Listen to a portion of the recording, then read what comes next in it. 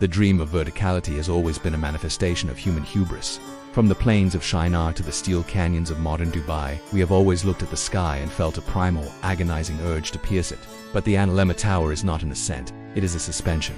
It is a monument to a civilization that has run out of ground to conquer and has decided to hang itself from the stars. Imagine a skyscraper that does not rest on the earth. It has no foundation in the soil. It does not touch the dust from which we were made. Instead, it hangs. It is tethered to a celestial wanderer, a cold, unfeeling rock snatched from the void and forced into a geosynchronous dance around our planet. This is the ultimate luxury penthouse, and it is a 32,000-meter-long suicide note. To understand the Analemma, you must first embrace the terror of absolute height. Mount Everest is a mere bump on the skin of the world compared to this. At 32,000 meters, you are no longer in the realm of birds or clouds. You are in the stratosphere, a place where the atmosphere is so thin it can no longer sustain life. The air outside your triple-paned reinforced glass is a freezing void, plummeting to -40°C if a single seal fails. If a microscopic crack appears in the carbon nanotube hull, your blood will boil in your veins before you can even scream. You are living in a pressurized coffin, swinging through the silence of the high heavens, held by cables that are the only things standing between you and a terminal velocity descent into the abyss below. The asteroid above is not a protector, it is a master. It is an ancient, jagged god of silicon and iron, artificially positioned in an orbit that forces the tower to trace a figure-8 path through the sky every 24 hours. This is the Analemma from the perspective of those trapped inside. The world below is a shifting, dizzying kaleidoscope of dying cities and scorched deserts. One morning you wake up over the rotting sprawl of Manhattan. By evening you are drifting over the silent dunes of the Sahara. You are a ghost, a celestial voyeur, looking down on a planet that can no longer reach you. But this isolation comes at a psychological cost that no real estate agent will ever disclose. To live in the Analemma is to be perpetually anchored, to exist in a state of permanent vertigo where the very concept of ground becomes a distant, terrifying memory. The social stratification of the tower is a literal hierarchy of the damned. At the base, the closest point to the earth, the air is thickest and the gravity most familiar. Here, the offices and commercial sectors thrive in a frantic imitation of life. But as you ascend the electromagnetic elevators, rising miles above the surface, the oxygen levels are managed by machines, and the silence grows heavier. The central residential zones are for those who can afford the luxury of isolation. They play tennis in reduced gravity, their movements slow and ghostly, like specters in a haunted mansion.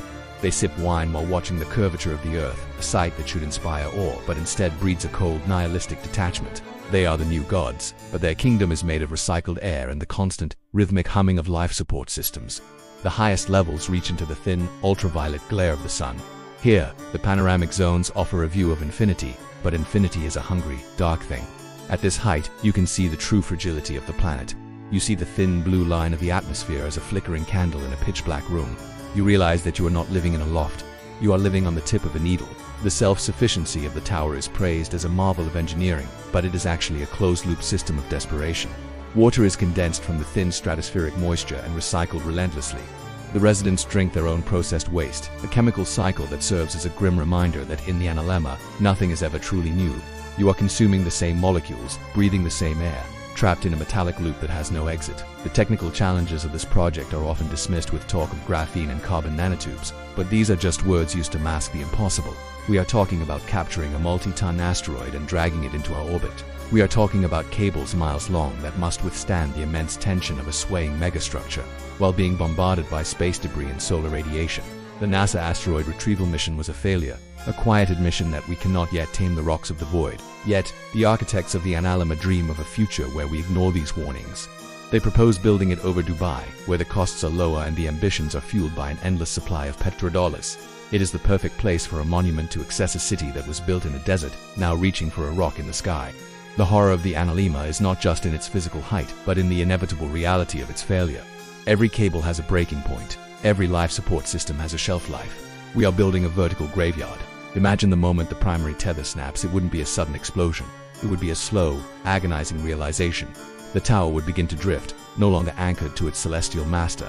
Gravity, the force we tried so hard to escape, would reclaim its prize. The descent would take minutes, a long, screaming fall through the thinning air, the structure tearing itself apart under the aerodynamic pressure as it plunges back toward the Earth. The luxury loft becomes a kinetic weapon, a 32,000-meter-long spear aimed at the heart of whatever city happens to be beneath it at that moment. Living in the stratosphere changes the human soul. When you spend years looking down on the world from 30 kilometers up, the people below stop being people. They become ants, moving in meaningless patterns. The architects point to the International Space Station as proof of habitability. But the ISS is a research vessel, not a home. It is a place of work and sacrifice. The Analemma tries to sell the void as a lifestyle. It promises 45 more minutes of daylight per day, a marketing gimmick that ignores the fact that this light is a harsh, unfiltered radiation that will yellow your skin and rot your retinas if the shielding isn't perfect. It promises a view of Manhattan, but Manhattan is a distant smog-choked smudge from 32,000 meters. The beauty of the Analemma is a lie designed to distract from the reality of its crushing loneliness. You are alone in the dark, hanging from a rock, waiting for the wind to pick up. History is full of visionaries who were called crazy, but it is also full of madmen who led others into the abyss. The wheel, the wing, these were tools of connection. The Analemma is a tool of isolation. It pushes the limits of imagination not to solve a problem, but to create a new kind of prison. It is a reminder that our ingenuity is often outpaced by our vanity. We have decided that the sky is not the limit, but a place to build a new kind of hell. A future where we live on floor 20,000 is a future where we have finally given up on the world below. It is the architectural equivalent of an escape pod that never leaves the launch pad. Think of the silence of those high floors. There is no wind at that height, only the low, constant hum of the solar panels and the electromagnetic lift systems. There is no sound of rain on the roof, only the sound of ice crystals forming on the exterior glass. You are living in a dream that has turned cold. The Analemma Tower is an ambitious dream, yes, but it is a dream from which there is no easy awakening. It redefined the concept of a penthouse by making it a cage. It redefined luxury by making it a synonym for survival. As we look at the stars, we should ask ourselves why we are so eager to leave the ground. We have spent billions of years evolving to walk on the earth, to breathe its air, and to be sustained by its gravity. To reject that is to reject our very nature. The Analemma is the ultimate rejection. It is a vertical exodus, a flight from reality that takes us into a realm where we were never meant to be. One day there may really be a loft with a view of infinity, but by the time we reach it, we may have forgotten how to be human. We will be ghosts in a steel tower, swinging through the darkness, hanging from a rock that doesn't know we exist. The sky is not the limit. It is a reminder of how far we can fall. The Analemma Tower is a celestial gallows, a beautiful, terrifying trap for a species that forgot how to keep its feet on the ground. It is the vertigo of our own ambition, a 32,000-meter drop into the unknown. When the lights go out in the skyscraper hanging from the asteroid, the only thing left will be the silence of the void and the slow, inevitable pull of the Earth waiting to bring its children home in a rain of glass and steel. Stay curious, but stay terrified, for the view from the top is often the last thing you will ever see.